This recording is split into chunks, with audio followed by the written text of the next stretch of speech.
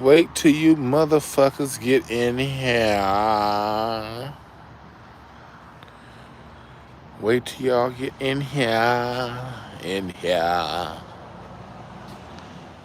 I'm gonna sit this down and get my microphone so we get better sound. Hold on 1 second, guys. Come on into the chat room.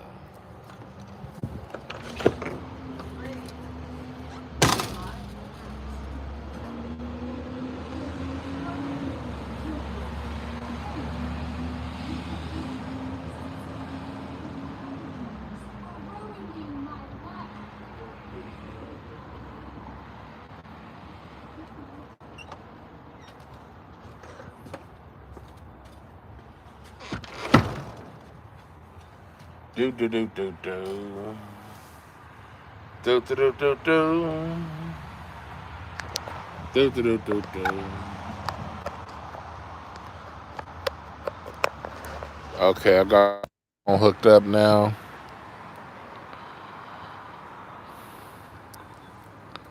Memphis Jug Band? Nah, I ain't heard of them. I don't know who that is. I ain't. What's the Memphis Jug Band? Them motherfuckers got water jugs or some shit?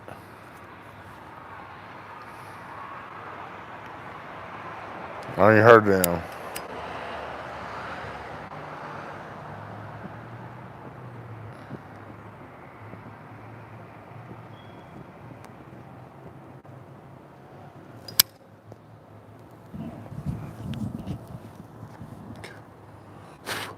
Go to mixcloud.com/DwannB. We had a dope. We had a dope, very dope in Cincinnati tonight. That episode ain't up yet. It'll be up for subscribers tomorrow, up for everyone else sometime next week. You said moonshine? Think jugs of moonshine. Well, that just sound cool. Jugs of moonshine. Shit. I may have to check them out. The Jug Band. The Memphis Jug Band. All right, man. Salute. Shout out to the South. The South always got some unique shit like that going on.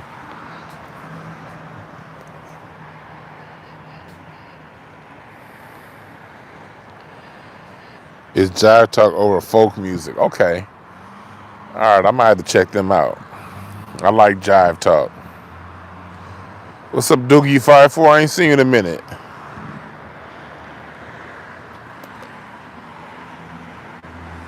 Okay, check that out. Okay, yeah. Pimp C's a good dude, man. I wish my brother died too soon, man. Pimp C brought a lot of good shit to music.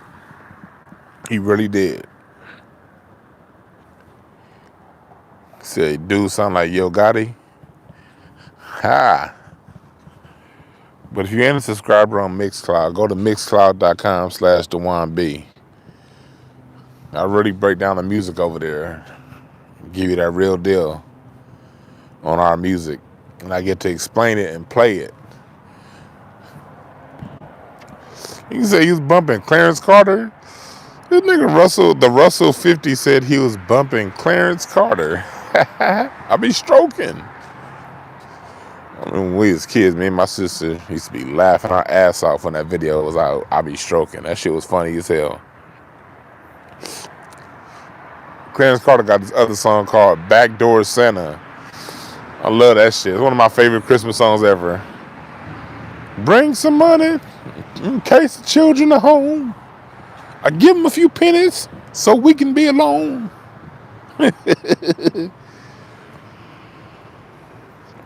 So you got Jay Prince and Brad Jordan, Scarface's book next in your docket. That's what's up. My next book on music I got 2 music books that I'm getting ready to read. One of them is Otis from the Temptations. He wrote a book a few years ago. I want to hear it. I want to read that book because Otis is the founding member of the Temptations. So I want to see the Temptations from his perspective since he was there from day one through now. He still tours with the band. The only alive original member. I'm going to get that book. I'm reading it. I already have the book, but I'm going to read it. And I got this other book. It's like 17 different essays from different scholars around the country speaking on the roots of Black American music, going back to the year 1605. See, that's how much I love y'all. That's how much I fuck with y'all. I've always done music history, but now that I have somewhat of a YouTube presence and people fuck with me and rely on me for information, I read way more than I ever have before, so I can continue to always bring new shit to y'all. So I'm reading on this book. It's a collection of essays. It's an out of print book that I had to buy for like $40. But it has so much information on Black music going back to the year 1605 through now.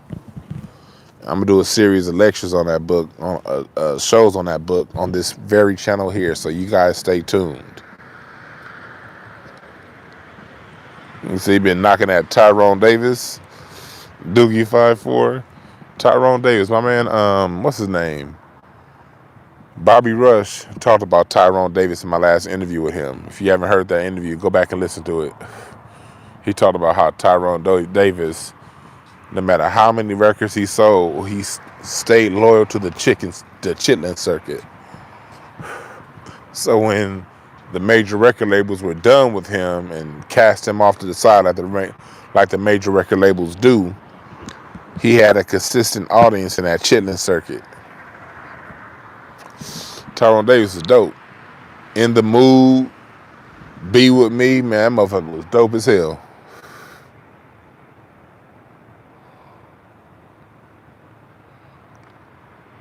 I don't, Kojo said we were toasting. I don't use the word toasting. Toasting is the word that Jamaicans like to use.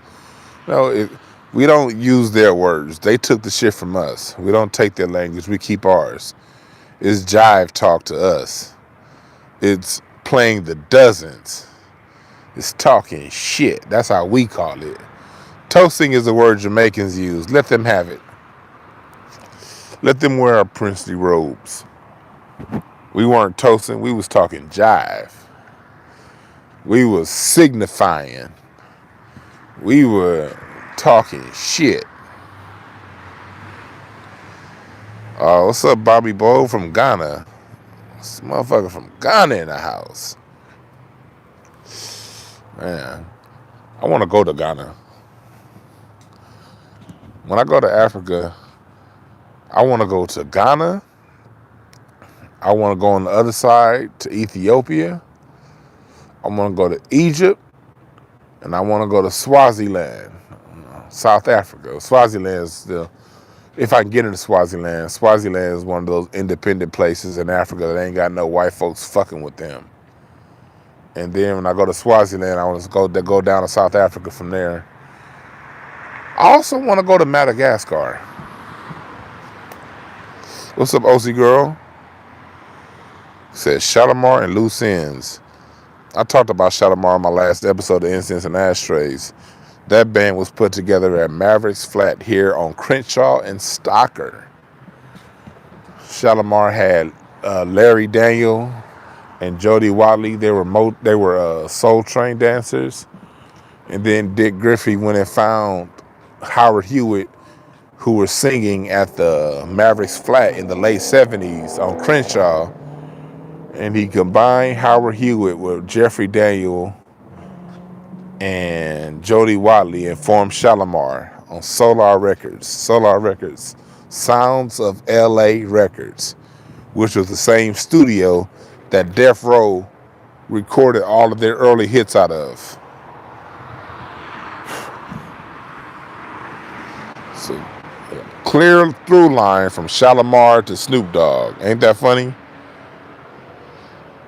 What's up?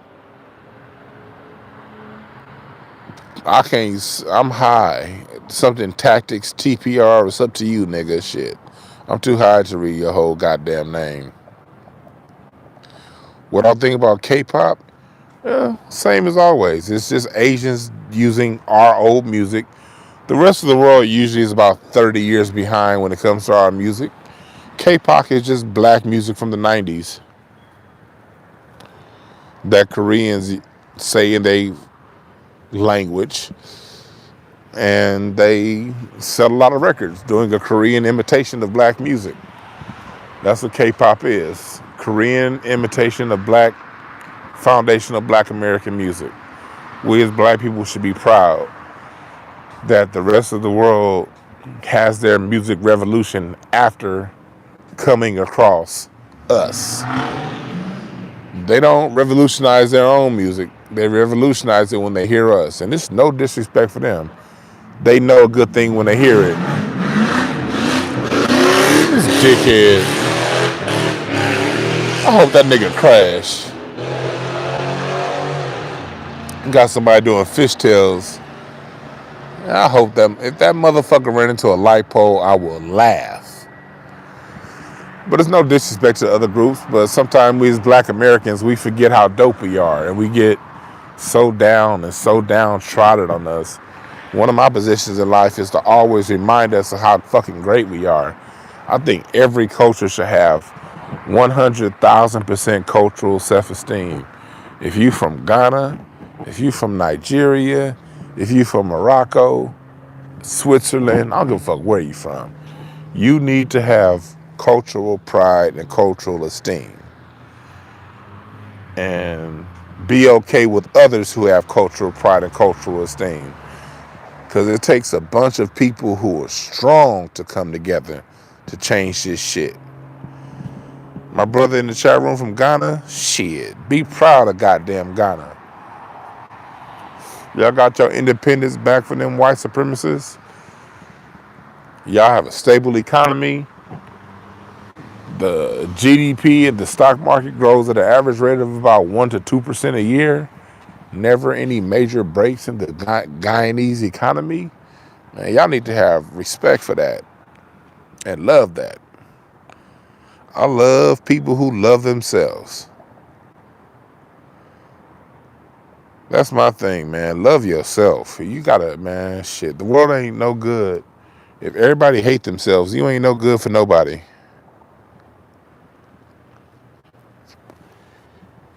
Yeah, you got that diverse musical now. That's a good thing.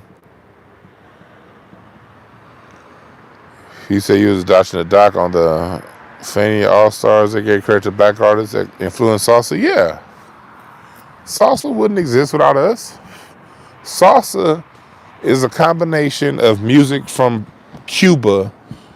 Salsa is Cuba meets New York. That's what salsa music is. Salsa is native Cuban music fused with the sounds of New York. Who was in New York at the time of salsa making things pop? Dizzy Gillespie. Dizzy Gillespie is one of the fathers of salsa music. The same dude who helped create the sound of bebop, which eventually evolved into hip-hop, was the same guy who helped salsa become a sound of its own. Dizzy Gillespie. That black dude that used to play the trumpet and his cheeks puff out like a blowfish. That's Dizzy.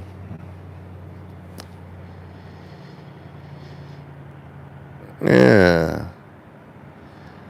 So always know that New York is every bit as responsible for salsa music as Cuba is.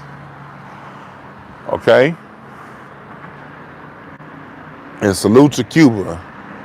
Cuba has a great, Dizzy wouldn't have been able to influence Cuba and create salsa music if Cuban culture wasn't as strong as it was.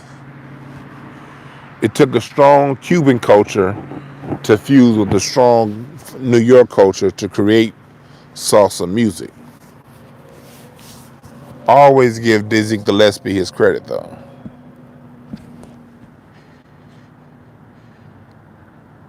I appreciate that, SSM. Yeah, I gotta know myself, because if you're gonna know black history, you better understand the music. Because a lot of our history and influence flows through the music. You get more accurate detailings of black history in music documentaries than you do in straight ahead history documentaries. Yep, that was Dizzy playing that trumpet solo on Do I Do, which eventually was used by Ja Rule. What do I do? I hated that fucking remake. Oh Lord, I hated it. Yes, we'll give reparations if we make. All we gotta do is make reparations a single issue. That's the only issue we care about. If they bring up immigration and be like, okay, whatever, cool. I ain't tripping if they get it, but I don't care. If they bring up LGBTQ, if they bring up, okay, student loans, the political parties are going to keep throwing wedge issues out there. Remember, wedge issues are issues that appeal to the emotions, but they're never really going to change. Wedge issues are issues like abortion, student loan debt, that kind of shit. They're going to keep throwing those wedge issues out there. As long as black people are mature enough to ignore the wedge issues and stay focused on reparations, we'll give reparations, and that'll happen within a few election cycles if we stay focused, which I think we will. I think we will. Yeah, Unsung Doogie 54 is a great source. I remember I said this on my show last week. My father-in-law, Mr. Carmichael, has done a lot of these shows, Unsung, Behind the Music. I remember when he did Unsung about 10 years ago. I'll never forget what he said. He said, man, the people at Unsung knew things that I didn't think no one would ever know. He said those cats at Unsung were so well researched when it came time to film him, they were asking questions that no one should have known outside of the 5 people who were in the room when whatever thing happened. He never goes into details. And I felt what he was saying because Unsung is really good. They researched that shit well, so Unsung is a great library. I always recommend Unsung. If you want to know more about our music, always, always, always start with them Unsungs. And then when you watch Unsung, do more research from there. But you'll learn a lot about our music from Unsung. What's up, Emmanuel Heath?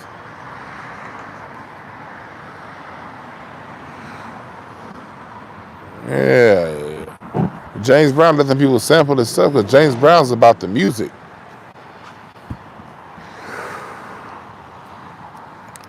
James Brown's about the music.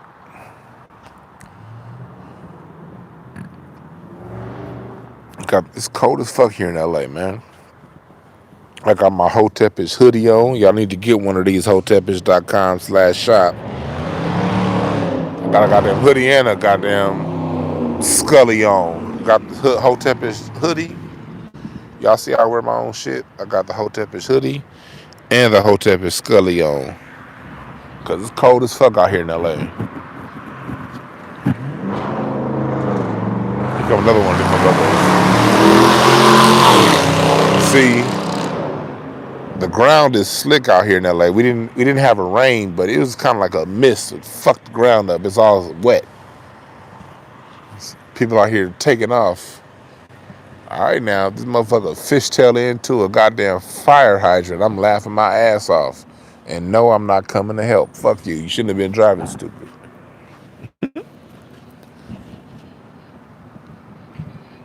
What else y'all talking about? Do you think we should vote Republican during the midterm? No. Republicans ain't shit, just like Democrats ain't shit. Just stay home. Hey, have a good one, brother. Just, you ain't got to do everything. If you got some local initiatives in your local jurisdiction that means something, vote for that. And I don't mean down ballot. It might be a Republican in your local area that has something that jives with your political agenda. But as far as nationally and all that shit, and even locally, like if they're not offering you black folks anything, why you gotta go vote? Just stay home and smoke some weed, play video games, like jack off, do anything. I don't care. You ain't gotta do nothing. Like I voted for Stephen Bradford here in Gardena because he had qualified immunity on the ballot, stripping that from police officers in California. So I'm like, all right, cool. I voted for him, but for my state senator, but for my national Congress representative, that was Maxine Waters. Maxine Waters ain't talking about shit. So I left that goddamn box blank. I left the president blank. I left the Senate blank because ain't what none of them talking about shit. Fuck them. Black people, we got so many things to do that don't involve voting. Do all that. Do everything else. Do anything on the agenda to help build our society. You ain't got to take time out of that shit to vote. If they ain't saying nothing from us, fuck them. That's the mindset we got to develop. Fuck them. And then when they see that shit, because as you saw, it was a report that came out just last week talking about how all the Latinos are breaking for Republican. And it's going to come right back to what it's always come back to. When they bring in immigrants to this country, them motherfuckers want so bad to be white, they vote white. Fuck their own self-interest, they vote white. So the shit be 50-50, and it come down to whoever the fuck the black people are voting for it to swing either way. So let these people that are white and want to be white, let them fight it out. We ain't got to get involved in that shit. Let them fight. And when they want our vote, they'll give us what we want. If they're not giving us what we want, that means they don't really give a shit about our vote. If the only thing they're giving us is a photo op and symbolism, then you don't want my vote. Fuck you. I'll fucking stay home and drink coffee and smoke weed. What's up, FYF Life? I appreciate that. Website legit? Yeah, I appreciate that. Yeah, I got the Black American flag. I got that on a t-shirt and a mask on the website, hotepish.com/shop. Get your face mask. If you're in California, you know this shit's a statewide mandate. Y'all see what they doing with these sorry ass face masks? Get your Black American face mask right now on my website with the Black American flag.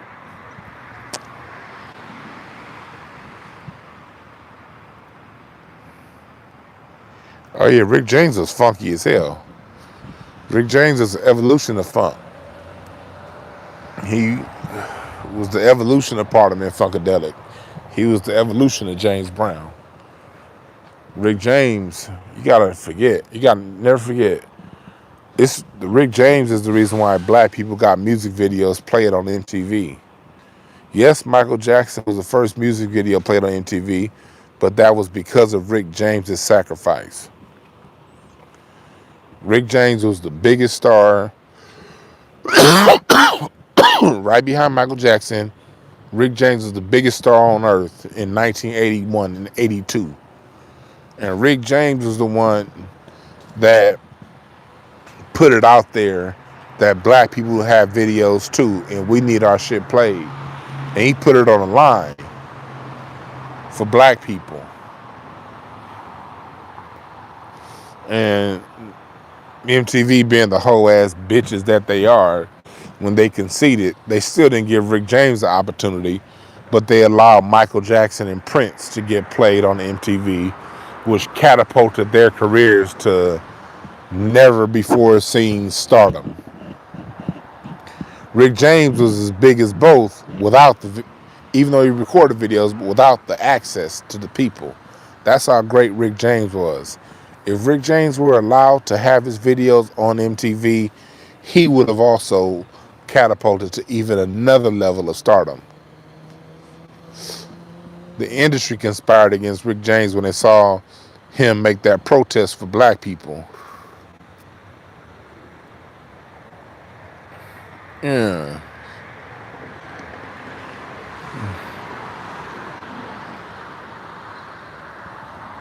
That was almost funny, grown man bars. I had your mama flipped over the bar stool, grown man bars. That's where you got your name from. Your mama had the reputation of getting flipped over bar tables at the local saloon in your local hood, nigga. And they got his name, grown man bars. Yeah. They called your mama cheat cake bars, nigga. Let's flip that bitch over the table. She gonna take it. And take it good, too.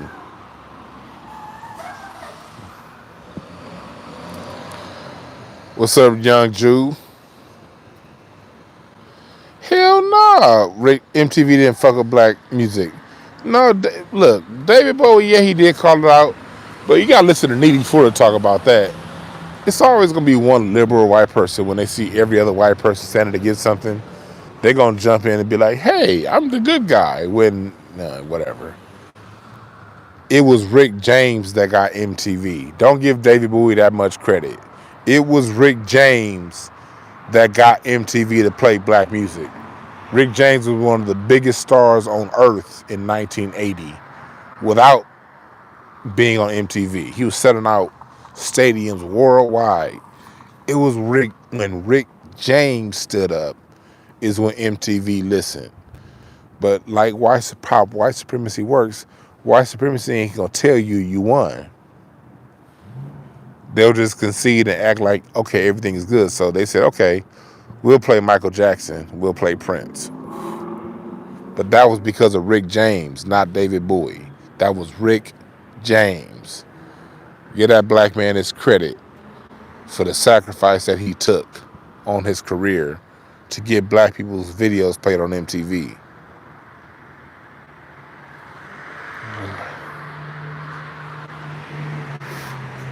You're right, Bloodsport. Grown man bars couldn't spell fail correct. This nigga. You lucky I ain't on my computer. I can't blow your picture up because I'm on my phone right now. I can't quite see. Let me see here. Yeah, I can't see this nigga's face. Shit. But I do see that you have a selfie look where your picture, the nigga holding his camera up like this over his head with a fucking beauty shot. This nigga grown man bars got a beauty shot on YouTube. This nigga turned his YouTube thumbnail picture into a glamour shot where he holding the phone up over his head with a sexy pose for the YouTube. This nigga's like, I'm gonna get in the chat rooms, I'm gonna go to 5150, I'm gonna go to Craig Facts, and I'm gonna keep typing till I say something funny, and hopefully one of these hoes in here inbox me because they see my beauty pose with my phone over my head, looking down, trying to look sultry and shit for the YouTube thumbnail. The nigga said, I'm gonna get one of them hoes in the 5150 chat room with my sultry thumbnail photo. And I'm gonna name myself Grown Man Bars so this bitch gonna think I'm a rapper. She gonna be like, this nigga got a sultry photo and he can rhyme. The nigga's like, I'm gonna get him. I'm gonna get these bitches to fly to Wisconsin where I live. Where you live, Grown Man Bars? A name like that, you sound like you live somewhere like in Green Bay or like fucking Waterloo or some random ass town where niggas ain't supposed to live. Where you live, Grown Man Bars? And don't say Chicago. Yeah. And that's a good idea, FYF Life. I probably should write a book on black victories. I didn't think about that. I'm writing a book right now on communication. I wrote a book on how to find your internal gifts. Y'all can get that on my website on breakthroughs.org. Y'all can get that book. No time to waste. How to find your internal gifts. I'm writing a book right now on communication styles, and how to communicate to people because I'm doing a masterclass pretty soon, like a 6-week masterclass on communication. Because everyone knows how to talk. Very few people know how to communicate. And since I got a degree in that shit and I'm good at it, I'm like, hell, I may as well teach you niggas. He said, Doogie54 said he live in Connecticut. Grown Man Bars live in Connecticut? Shit, nigga say he live in Connecticut. I don't know a goddamn thing about Connecticut other than it's a whole bunch of white people and like ESPN. That's it. Bloodsport said, what I think about the funk of slave? Hell yeah, I love Slave. Steve Arrington, the lead singer. Slave, Just a Touch of Love.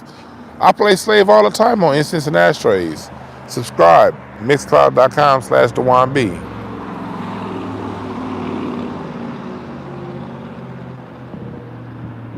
I play Slave all the time on that show.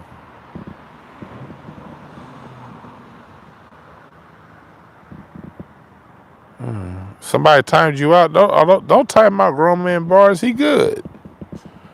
I'm talking shit with grown man bars. I got much love with that nigga over there. I ain't tripping. He hit me with a joke, and I hit him back with a few. Don't time that man out. No. We just, we black people. That's one thing about our culture. We got to embrace our culture as a people. Shit talk is a major part of our culture. It strengthens you, gets you strong. It's fun. We deal with so much shit as a people. Why not, when we come around each other, crack a few jokes and laugh after all the goddamn stress and bullshit we got to deal with?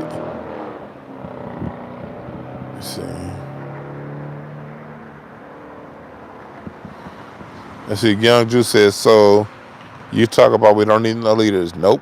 No, the fuck we don't need no leaders. You say you agree, but we must admit there are people out there with platforms that should be doing their part, leading black people. Should is a judgment. Stay out of the realm of judgment. Let me tell you something about life. Whatever you feel needs to change, that means it's your responsibility to change it. Okay? And this is something that I had to reckon with through my 30s. I'm not talking as some fucking guru. I'm talking to a nigga that used to sit around talking about what other people should do. I ain't no expert. I'm just being real.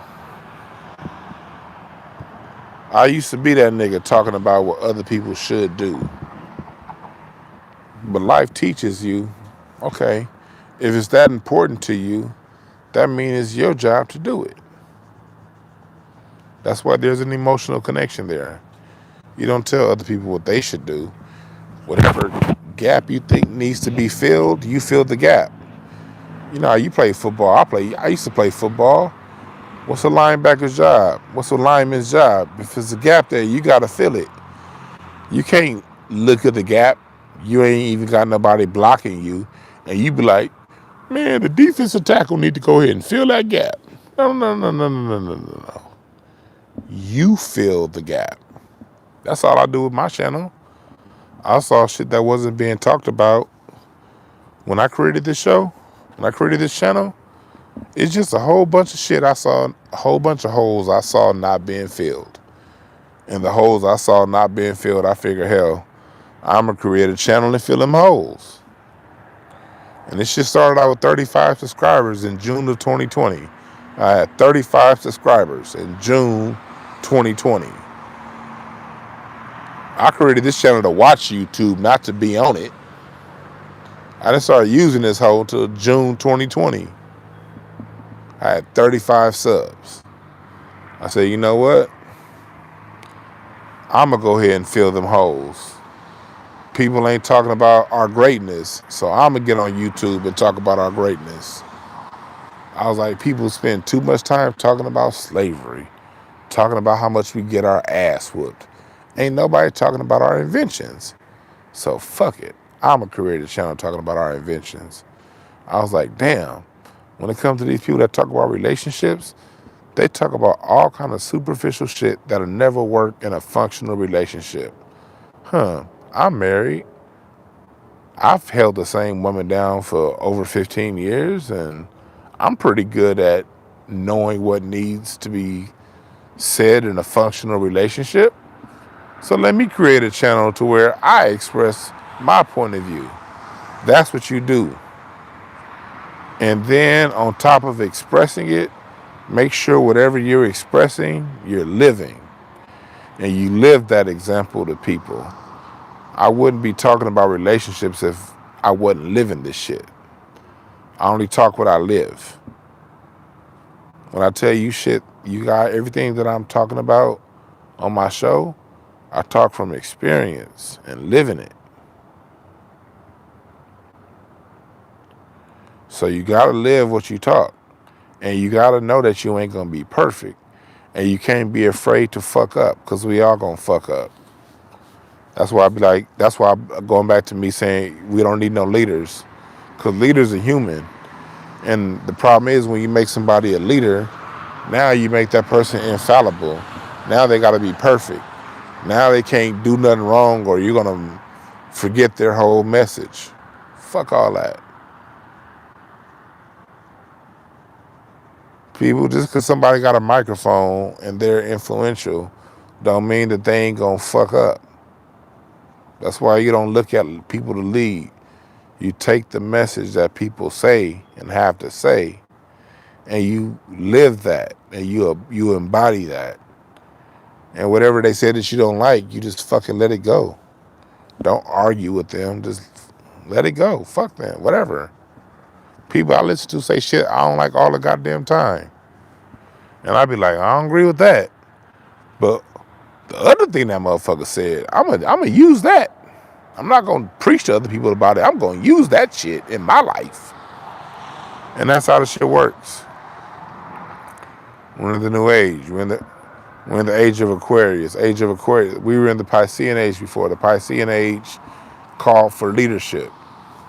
The whole Jesus story that they talk about so-called 2,000 years ago was at the beginning of the Piscean age. And the Piscean age called for leadership and followers. We're in the Aquarian age. The Aquarian age calls for leadership of self.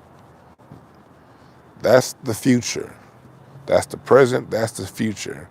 Leadership of self.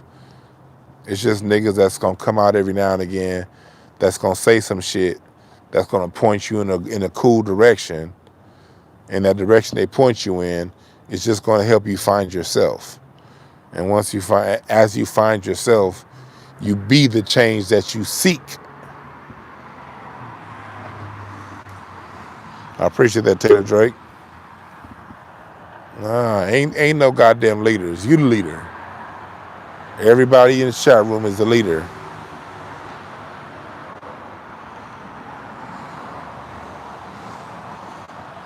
Yeah, I'm with you, young Jew.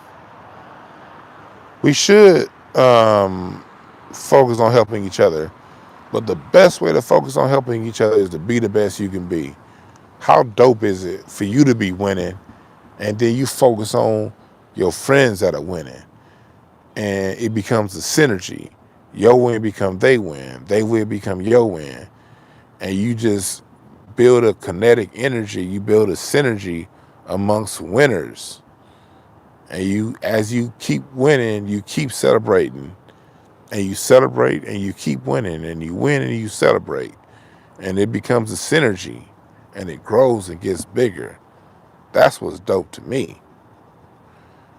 That's why I be like, man, that's why I be pointing everybody. That's why I be so free to give up information and tell y'all where I got it. Because I ain't trying to be no fucking guru. I ain't got time for that shit. Like, hell, I learn, you learn. We learn together. I become great, you become great. You become great, I become great. I don't give a fuck.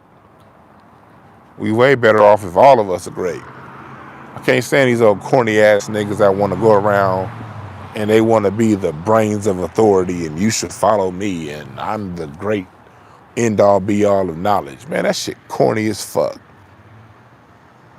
That shit's so goddamn weak and it's very insecure for people to feel that they have to be the bearer of all things good, and if you listen to other YouTube channels, you ain't shit. Man, that's insecure, little dick nonsense. Nigga, hell no, my balls too big to be that goddamn weak. Excuse my vulgarity, ladies, and pause, gentlemen. That's just how I feel. I ain't, fuck all that shit, nigga. We all need to be great. I want to be in a room full of winners. I want my plumber to be winning. I want my electrician to be, because look, man, it takes a lot of things for one event. Think about this shit. I ain't gonna be on here too much longer, but listen to this wisdom right here. And this is just one thing amongst trillions of things that are possibilities.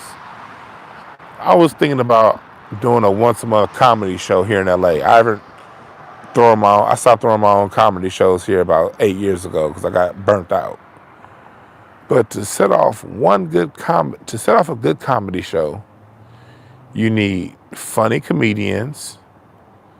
You need a person at the door to take the tickets and buy, allow people to get entryway. You need a security guard, one or two, which is a totally different set of skills.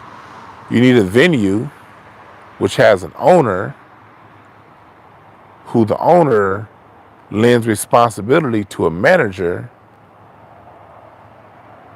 We're already dealing with over 10 people, and I haven't gotten to the person who's thrown the event yet. You need waitresses to serve the drinks. You need bartenders. You need a truck driver who drove those drinks, the alcohol, from the supplier to the vendor. The owner of the business is probably leasing that space from an owner of a lot, which pays taxes to a city council, which submits to a mayor, which submits to a governor.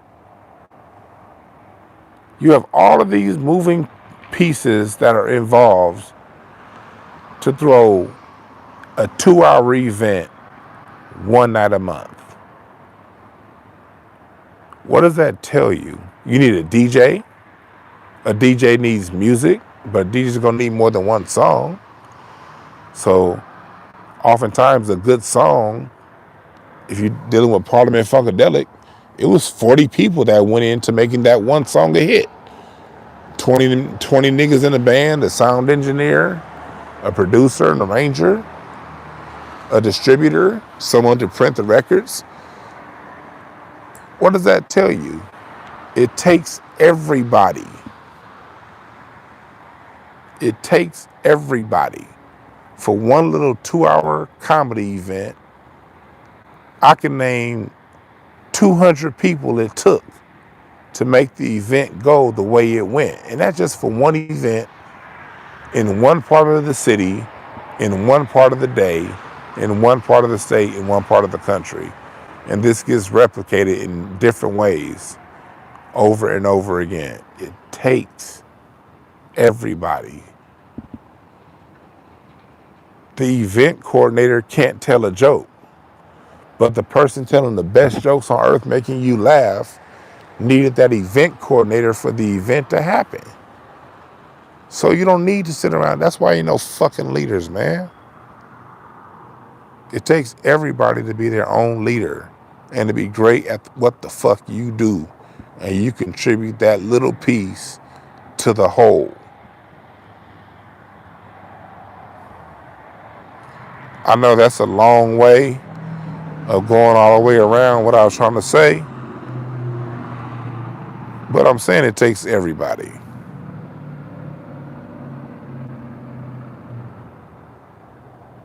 It takes everybody to contribute their hint of greatness. You get a college degree, that's 0.0023% of 1% of knowledge. A degree, how many degrees does it take to make a circle? 360 degrees. So if you have one college degree, you have 0.00023. Basically, you got 0.002% of knowledge with one college degree.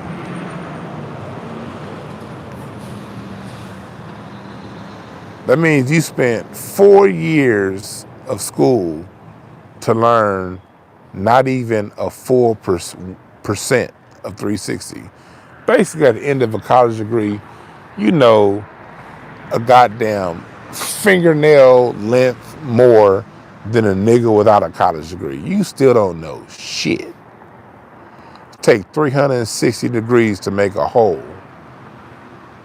and like 16 degrees to make 1% of 360.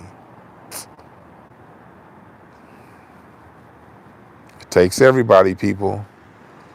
It takes everybody to be great at what the fuck they good at. That's why I wrote my book, No Time to Waste. It helps people find their personal greatness. Because it's when everybody finds their greatness, we all can win. And not a moment sooner.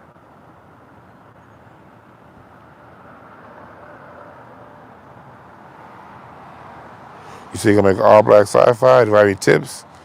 I don't know much about making movies in sci-fi. My only tip is, whatever's in your heart to do, that means the reason why it's in your heart is because you can do it. And God ain't gonna give you a goddamn thing in your heart that he ain't also gave you a way to make it happen. He, she, or whatever, how the fuck, the force, whatever you want to call God. If it's been put in your heart to do it, a way has also been made. You just gotta have the confidence to see it through. Spend 3 hours a day pulling that vision off, and it'll come. 2 hours a day. Hell, some days 30 minutes a day. Some days 6 hours a day. But spend every day walking towards that goal, whatever goal you set, and you'll get to it. Period, point blank. Can't no white supremacy stop that.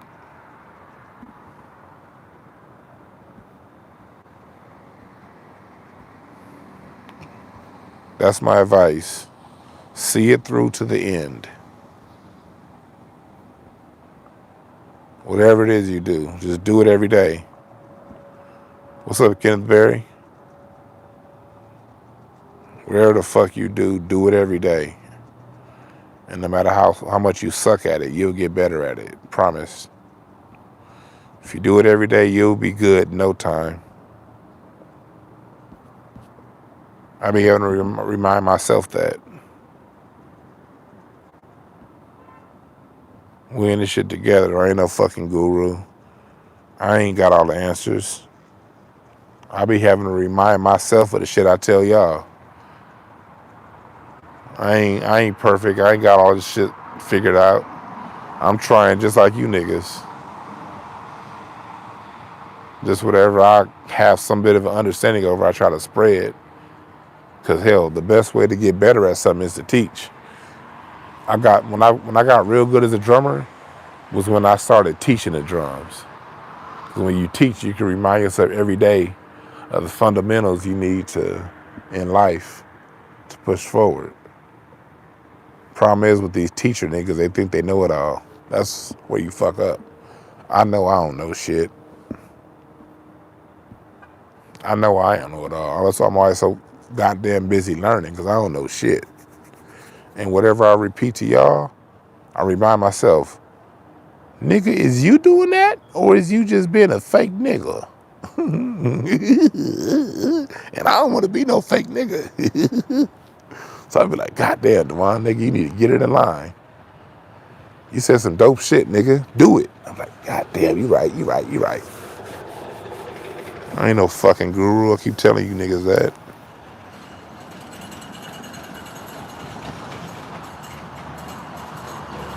You're right, SS. There are no perfect messengers. Only perfect messages. That's what I say every show. Only thing you get is a perfect message for whatever you're going through in life. If that shit vibrate with you, if you feel like it's something that you need to live by, that was a perfect message. Live by it. Fuck whoever said it. Whoever said it gonna die one day. What you gonna do? Let that perfect message die along with a person? Nigga, fuck them. You better take that message and run with it. You better take that message and run with it.